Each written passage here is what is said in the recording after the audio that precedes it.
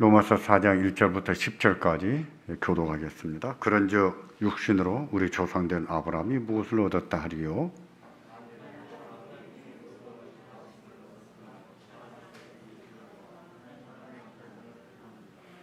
성경이 무엇을 말하느냐? 아브라함이 하나님을 믿음에 이것이 저에게 의로 여기신 바 되었느니라.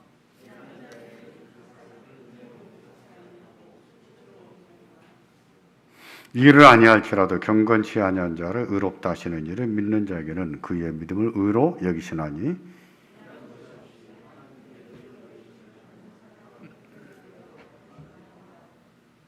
그 불법을 사하심을 받고 그 죄의 가르침을 받은 사람은 가르침을 받는 자는 복이 있고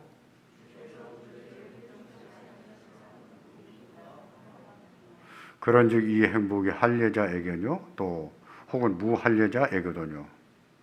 대저 우리가 말하기를 아브라함에게는 그 믿음을 의로 여기셨다 하노라.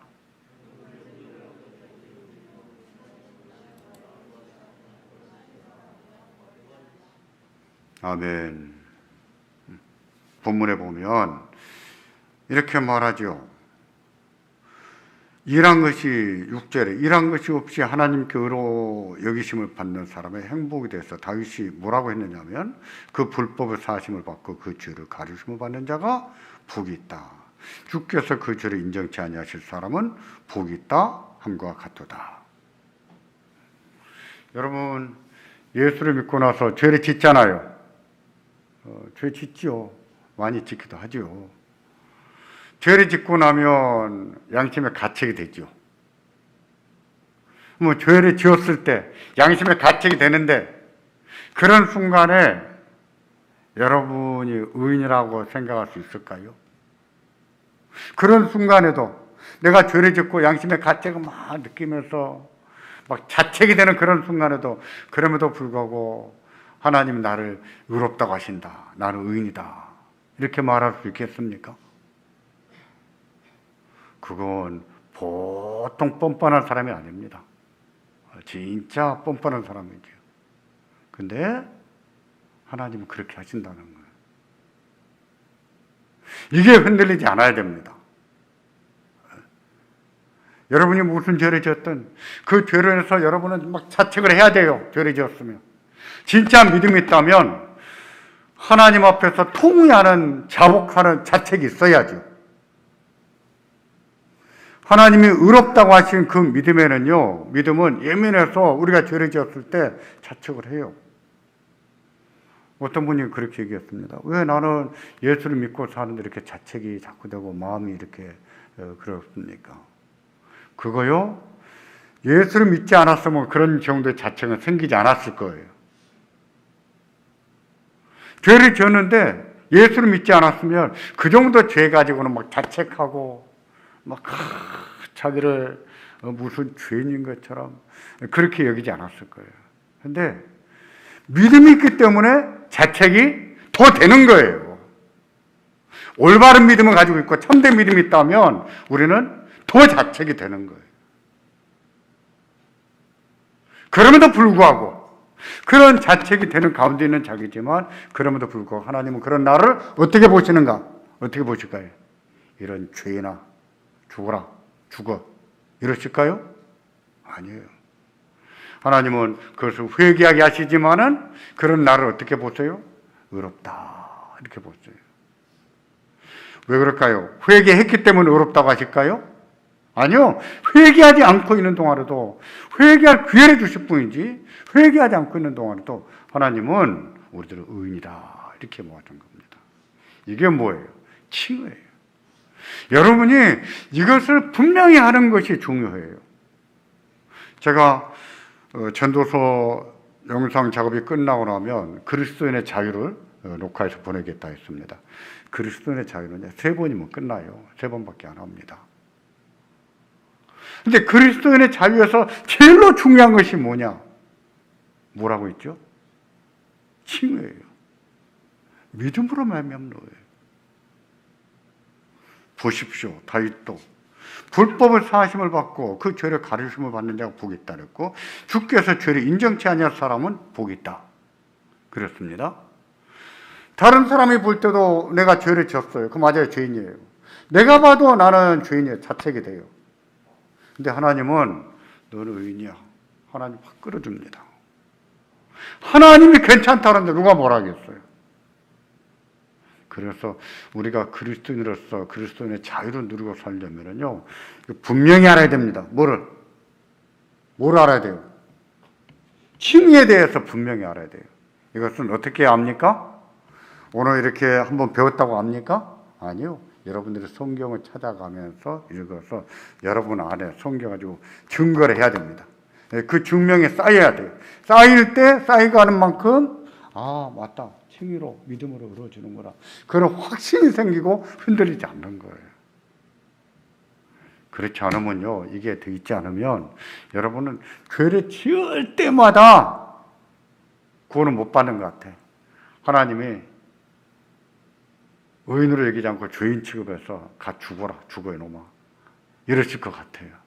그러니까 어떤 날은 구원을 받은 것 같고 어떤 날은 구원을 못 받은 것 같은 그런 춤을 추는, 그런 요동하는 믿음 생활을 하게 되는 거예요. 그만큼 칭의의 문제가 중요하다 하는 것을 말씀드렸습니다. 지난번에 우리가 칭의가 무엇인지 의미에 대해서 배웠고, 칭의는 법정의 선언이 됐습니다. 하나님이 법정에서 너는 의인이다, 의롭다, 이렇게 선포한 것이라고 했습니다. 그것은 신분의 변화거든요. 죄인의 신분이 아니라 의인의 신분으로 변화가 된 거예요. 우리의 상태가 변했을까요? 우리가 착한 사람이, 착한 일만 하는 사람이 됐다는 말일까요? 아니에요. 그런 점 많이 부족해요. 근데 하나님은 신분의 변화, 더 이상 죄인으로 간주하지 아니하시고 의인으로 간주하시는 신분의 변화가 일어났다 하는 뜻이라 그랬습니다. 또 의의 전가라고 하는 것을 배웠습니다. 우리가 선행을 행하지도 않았는데 하나님 의롭다고 한 것은, 그 의는 뭐냐면 예수 그리스도의 의가 우리한테 전가되고 있는 거예요. 그래서 우리는 성경에 보면 옷을 입었다 이런 말을 잘 씁니다. 옷을 입었다. 지금 옷 입는 것이 어떤 신분의 표현이 아니라 멋짐의 표현이라 이렇게 볼 수 있어요. 지금은 옷을 잘 입으면 멋있어 보이잖아요. 그죠? 세계에서 옷을 제일 잘 입는 나라, 옷 입으면 제일로 옷 맵시가 좋고 스타일이 좋고 옷을 잘 입는 나라, 어느 나라일까요? 그 이름도 찬란한 대한민국 사람들. 그렇게 보더라고요. 예전에 스코틀랜드에서 온 선교사님 부부가 있어서 화성교회에서 같이 섬겼거든요. 그 스트로마비티, 미세스 스트로마비티 그 부인 선교사님이 저보고 그랬어요. 한국 여자들은 옷을 너무 잘 입어요. 옷을 너무 예쁘게 입어요. 그래서 정말 외국 사람이 오면은 정말 한국 여자들을 보면 그냥 한눈에 반해버릴 것 같아요. 저한테 그렇게 얘기했습니다. 30년 된 얘기예요. 근데 근래 제가 유튜브로 몇 개 봤는데, 외국에서 온 사람들이 한국에 와서 느낀 것 중에 하나가, 한국은 남자나 여자나 옷을 참 잘 입는다. 그분들이 그렇게 얘기하더라고요. 지금은 옷을 잘 입었다?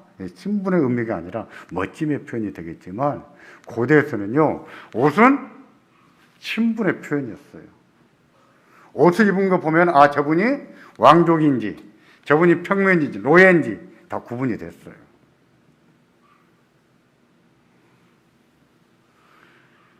보세요.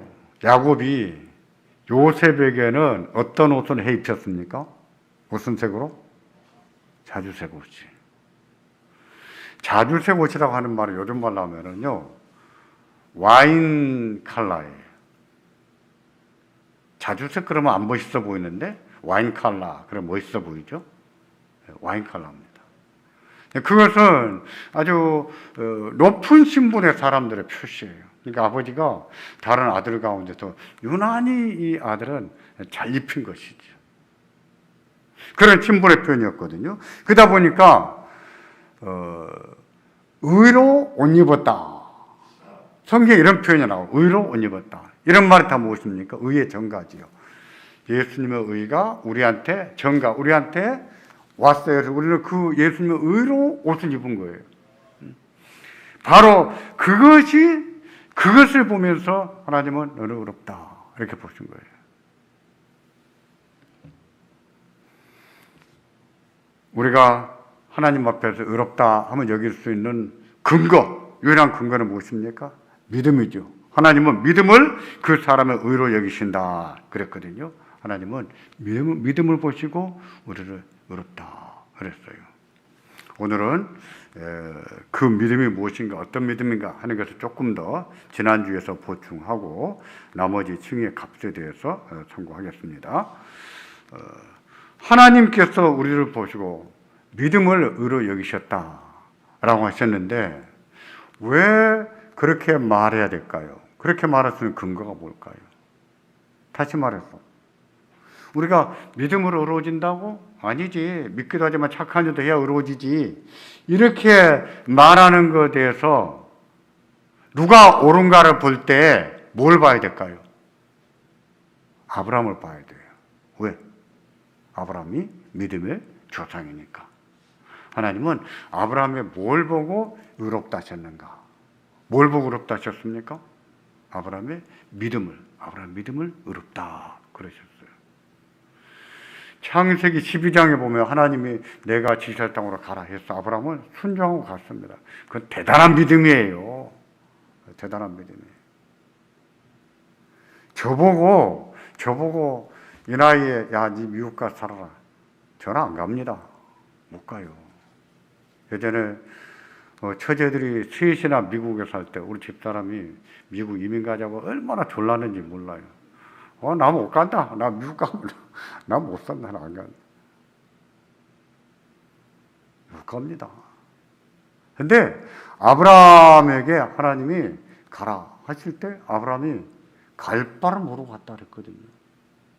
미리 정탐해 본 것도 아니고 어떤 정보를 얻은 것도 아니고 아브라함이 누구를 믿고 갔습니까? 하나님 말씀 따라갔다 그랬어요. 대단한 믿음이죠. 근데 그 믿음을 가지고 하나님이 의롭다 하지 않으셨어요.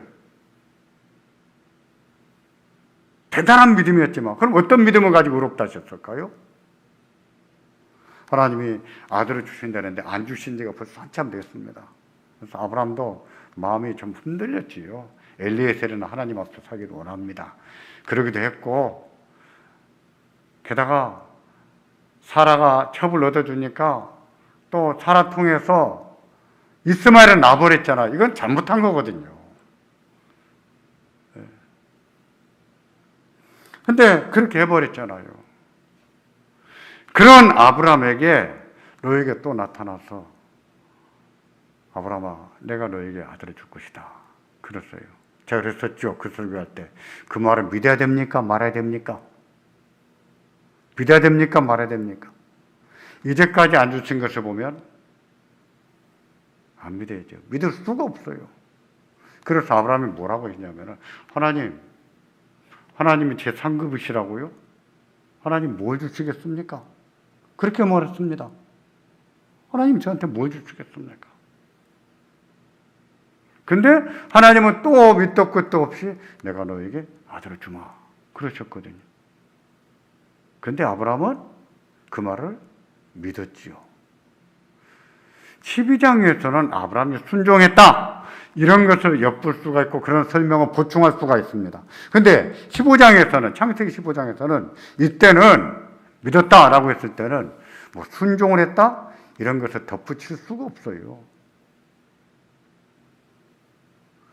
그때 하나님께서는 그 믿음을 그의 의로 여기셨다 그랬거든요. 믿음을 의로 여기신 거예요. 이게 바로 칭의의 근거입니다. 아브라함을 봐라. 하나님 뭘 보고 의롭다 하셨는가? 아브라함을 봐라. 여러분도 로마서를 배워야 되는 이유 중에 하나 그런 겁니다. 로마서가 큰 그림에서는 교회를 말합니다. 교회를 가르치는데 근데 그 안에 소재를 다루는 면에서는 믿음의 의를 말해요. 믿음의 의를 잘 말하고 있습니다. 그래서 로마서를 잘 배우면 믿음의 의에 대해서 우리가 확고한 신앙을 가질 수가 있습니다. 그런 점에 도움이 돼요.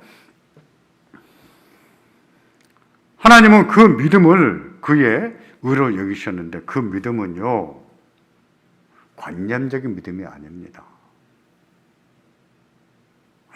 그 믿음은 죽은 믿음이 아니에요. 행함이 없는 믿음이 아니에요.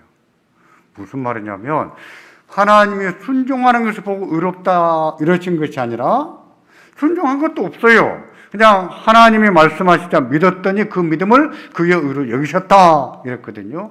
근데 그 믿음은 살아있는 믿음이어서 그 다음부터는요 자꾸 의가 좋아지는 거라. 하나님 말씀대로 사는 것이 좋아지고 하나님 말씀 따라 살게 되고, 그래서 그 믿음으로 말미암는 변화가 나타납니다. 그런 변화가 일어나기 시작하는 믿음이에요. 죽은 믿음이 아니란 뜻이에요.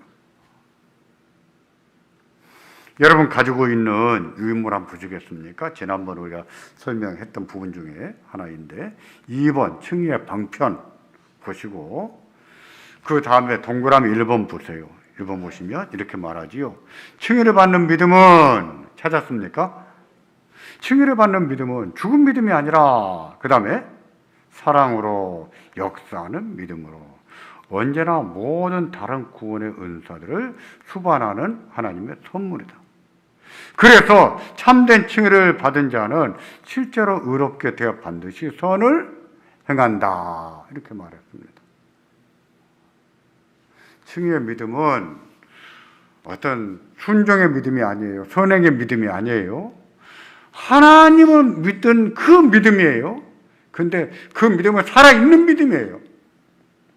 살아있는 믿음이어서 그 사람이 점점 의롭게 돼가게 만드는 믿음이에요. 이해하셨습니까? 다시요. 이걸 잘 구분해야 됩니다.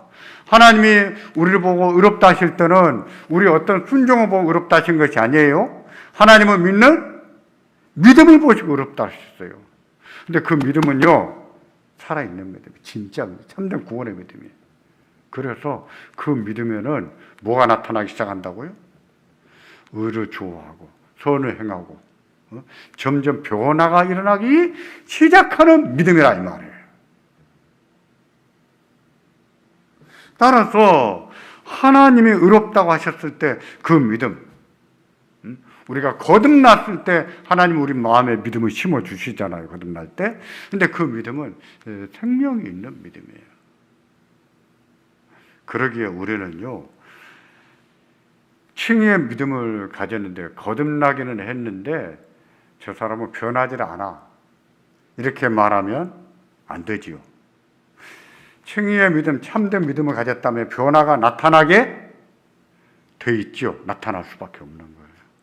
믿은 지 오래됐다면 많이 변해 있어야 돼요. 그게 칭의의 믿음입니다. 또 2번 앞에 설명 좀 한 건데 칭의를 받는 믿음은 죄책을 실감하게 하는 하나님의 선물이다.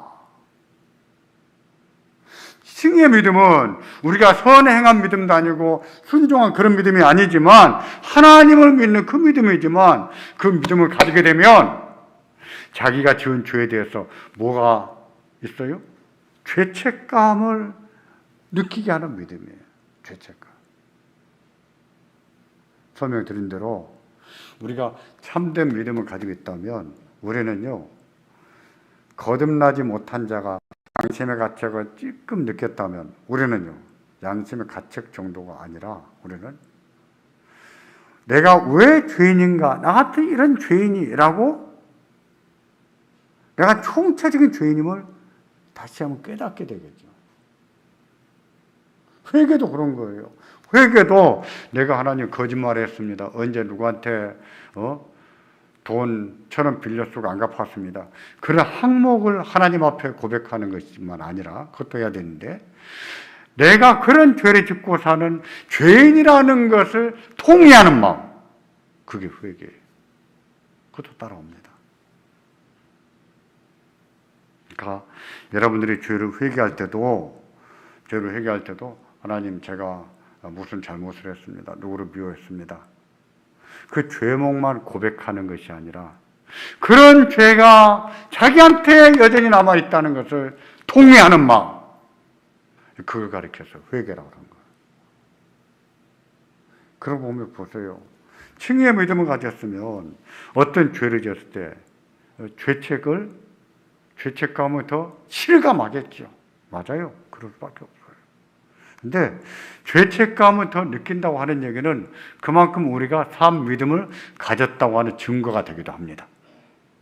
죽은 믿음은요, 그런 죄책감을 느낄까요? 실감할까요? 실감 안 해요. 우리 믿음이 살아있으면 살아있을수록 우리는 죄에 대한 감수성이 더 예민해집니다. 더 예민해져요. 이제 칭의의 값에 대해서 상고하겠습니다. 칭의의 값. 칭의를 받기 위한 우리의 대가는 무엇인가? 우리는 무슨 대가를 지불해야 되는가? 우리가 칭의의 대가, 칭의를 받기 위해서 지불할 만한 대가가 있을까요? 있습니까? 없습니다. 칭의의 유일한 대가, 값은 뭐냐면 그리스도의 의예요. 그리스도의. 우리는 그에 따라서 값없이 받아요. 값없이. 아무것도 행한 것이 없이. 세상에 그런 일이 어디 있습니까? 라고 말하지만 우리가 읽었잖아요. 로마서 4장 앞에서 보면 죄를 가려움을 받은 자가 복이 있다 그랬잖아요. 맞아요. 그런 사람 복이에요. 복입니다. 하나님이 괜찮다고 그러시는데 누가 뭐라 하겠습니까?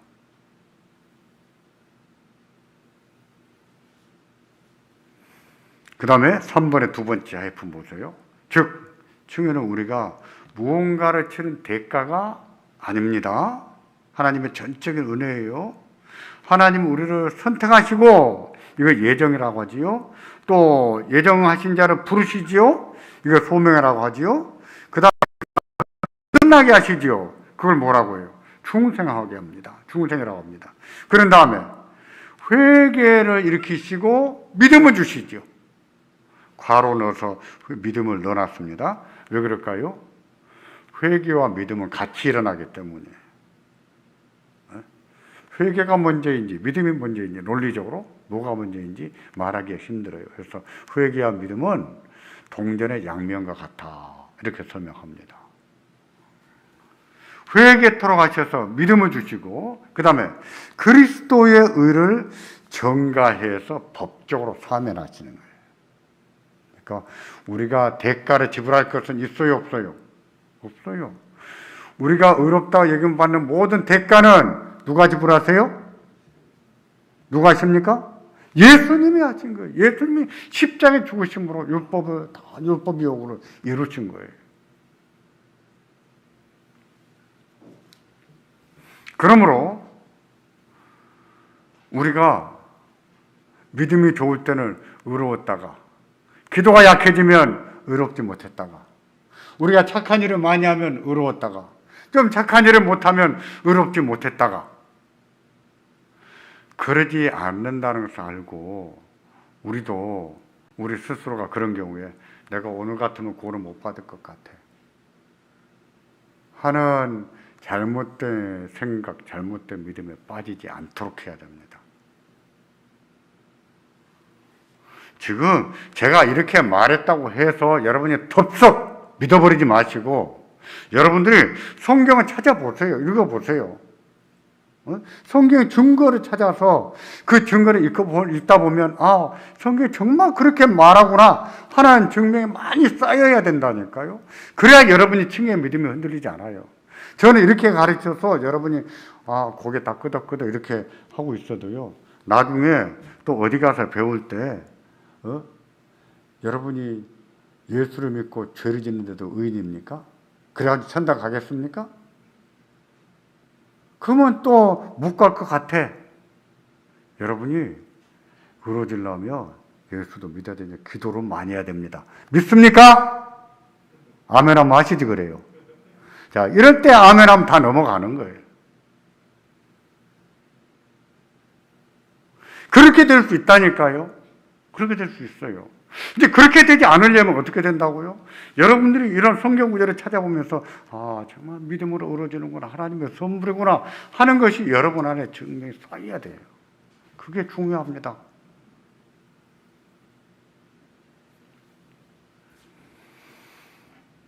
그러면 하나님은 언제 우리들을 의롭다고 하실까요? 언제?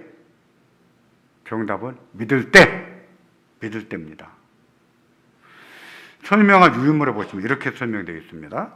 하나님은 영원 전에 택하신 자들을 칭의를 작정하셨다. 이건 뭐 예정이지요? 예정. 다시 말해서 하나님은 선택자들이 믿을 때 의롭다 하시기로 예정하셨다는 말이에요. 이 말이 그때 의롭다 하셨다, 그 말은 아니지요. 의롭다 하시기로 예정하셨다, 그 말입니다. 그리고 두 번째로 예정대로 그리스도는 중보하셔서 칭의 근거를 마련하셨다. 언제? 십자가 죽으심으로 부활하심으로. 우리가 언제 의로워질까요?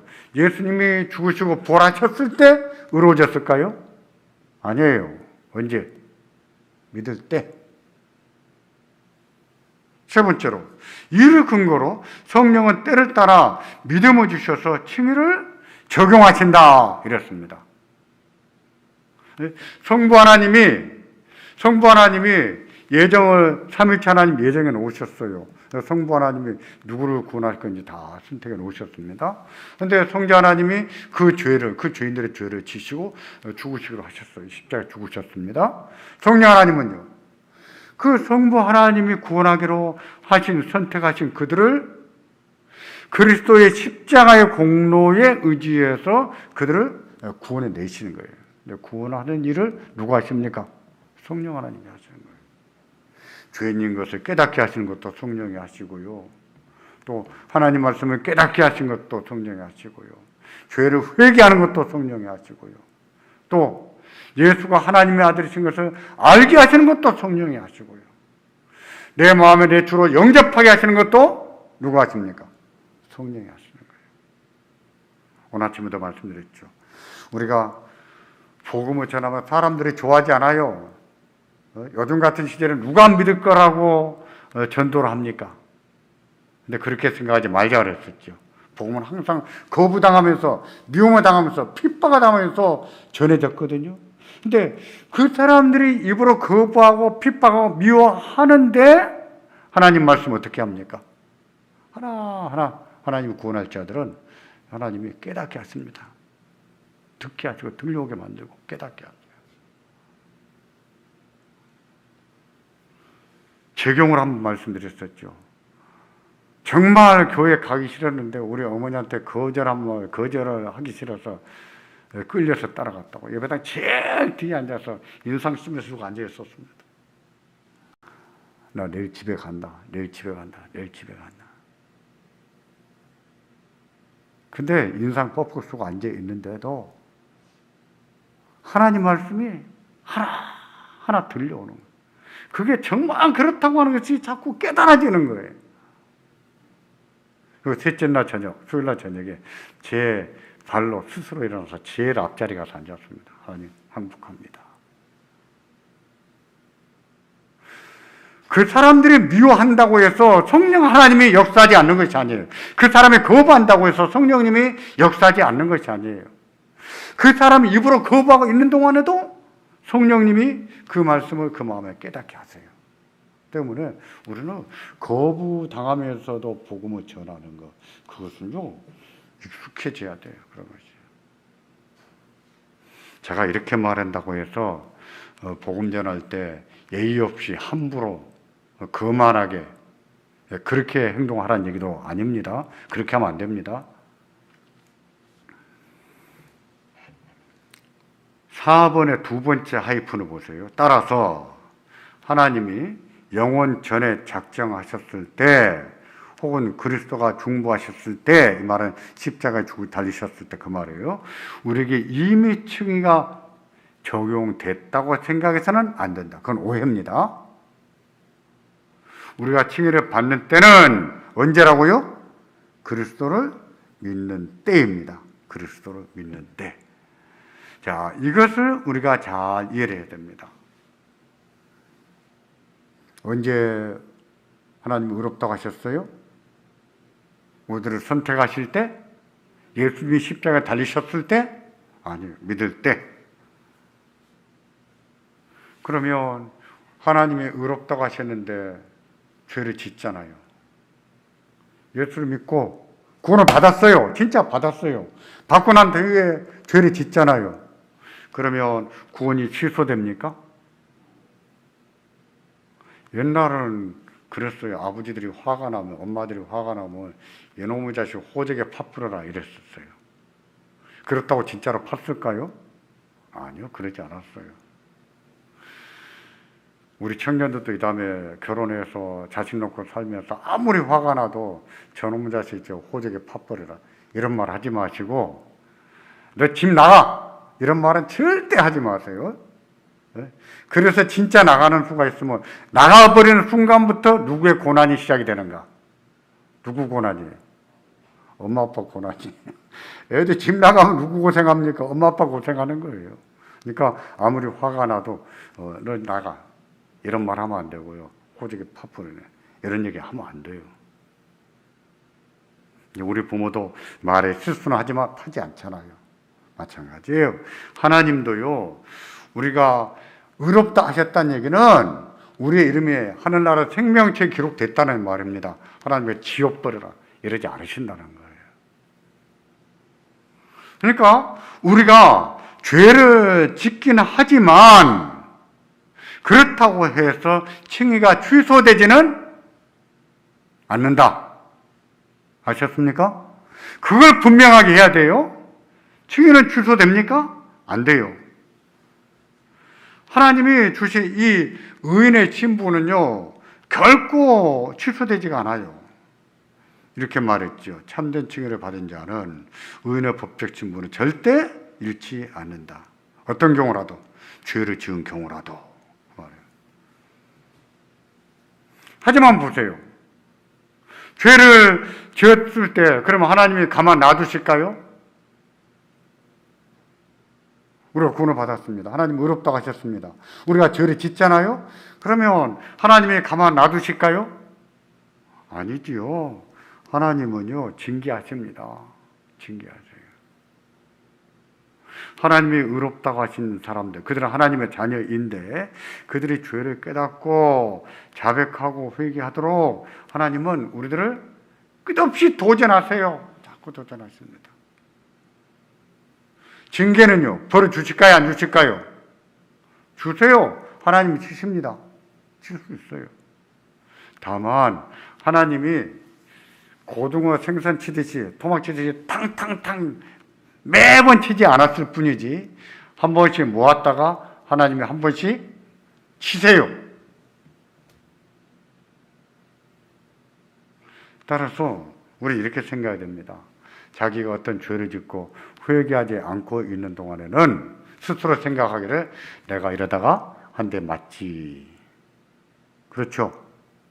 내가 이렇게 고집을 부리다가 한 대 맞지. 내가 이렇게 살다가 한 대 맞지. 맞아요. 맞을 수 있어요. 하나님은 징계하십니다. 근데 징계하신 이유가 뭐예요? 죄를 깨닫게 하시고 돌이키게 하시고 새롭게 하시려고 하는 거예요.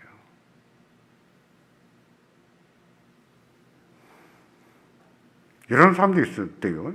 이런 사람. 하나님은 나를 너무 사랑하셔서 하나님은 나를 징계하지 않으신다. 나는 한 번도 맞아본 적이 없다. 그런 사람은 어떻게 생각해야 될까요? 그런 사람은요, 자기 스스로 나는 사생아가 아닌가? 라고 생각해야 돼. 왜? 징계가 없으면 사생아라 그랬어요. 어떻게 아버지가 자식을 징계하지 않을 수 있습니까? 하지요. 따라서 우리는 죄를 지을 수 있어요. 그 죄를 뭐라고 하느냐? 자범죄 또는 본죄 이렇게 말합니다. 거듭나고 난 뒤에 원죄 말고 짓는 죄를 자범죄 또는 본죄 이렇게 말하는데 그런 죄를 지을 수 있습니다. 이제 이 두 번째 하이픈을 보세요. 하나님은 그 죄를 반드시 징계하셨어. 칭의를 받은 자가 자백하고 용서하며 용서를 빌며 믿음과 회개를 새롭게 하도록 만드신다. 맞아요. 하나님 그렇게 하십니다. 그러니까 하나님께서 우리가 죄를 지었을 때는 자꾸 죄를 생각나게 만드십니다. 죄를 생각나게 만드시는데 그것도 무시하면 생각이 안 날 수가 있겠지요. 맞아요. 생각이 안 날 수 있어요. 근데 생각이 날 때는 빨리빨리 회개합니다. 저는 길 가다가도 죄가 생각이 나면 길 가다가도 회개합니다. 회개할 것은 미루면 안 돼요. 미루면 깜빡 잊어버릴 수 있거든요. 미루면 그 죄가 자꾸 쌓여가겠죠. 그리고 하나님께서 생각나게 하실 때 회개하지 않고 쌓아두게 되면 나중에 진짜 크게 맞을 수 있죠. 그럴 수 있습니다. 이처럼 하나님은 우리가 징계에 순종하며 성화의 영화에 이르게 하신다. 그래서 칭의는 취소되지 않는 무엇이다? 은혜다. 여러분 기억하십시오. 칭의가 정말 중요한데 어떻게 이루어지는가?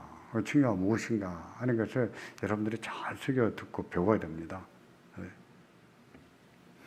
그래야 구원의 확신이 흔들리지 않고 그리스도의 자유도 누릴 수 있는 거예요. 구약의 성도들은 하나님이 뭘 보고 어렵다 하셨을까요? 율법에 순종하는 것 보고 어렵다 하셨을까요? 뭘 보셨을까요? 왜 대답 안 하십니까? 구약의 성도들은 어떻게 구원을 받았을까요? 믿음으로 받았지요. 똑같아요.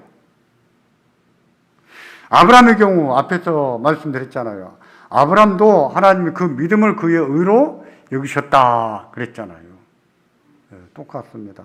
구약 성도도. 가끔 구약의 성도들은 율법을 지킴으로 받았다 뭐 이런 식의 말하는데 그렇게 말하면 안 됩니다. 구약의 성도들도 믿음으로 의롭다 역시 받은 거예요. 여러분 오늘까지 칭의에 대해서 강론을 마칩니다. 그런데 칭의가 무엇인지 여러분들 다시 한번 익히시고 이건 너무 중요해서 나무로 말하면 여러분이 깊이 뿌리내는 것 같아요. 그래서 흔들리지 않는 믿음을 갖게 하는 겁니다. 칭의의 믿음이 무엇인지 다시 한번 성경을 찾아보면서 익히셔서 믿음이 확고해지기를 바랍니다. 기도하겠습니다.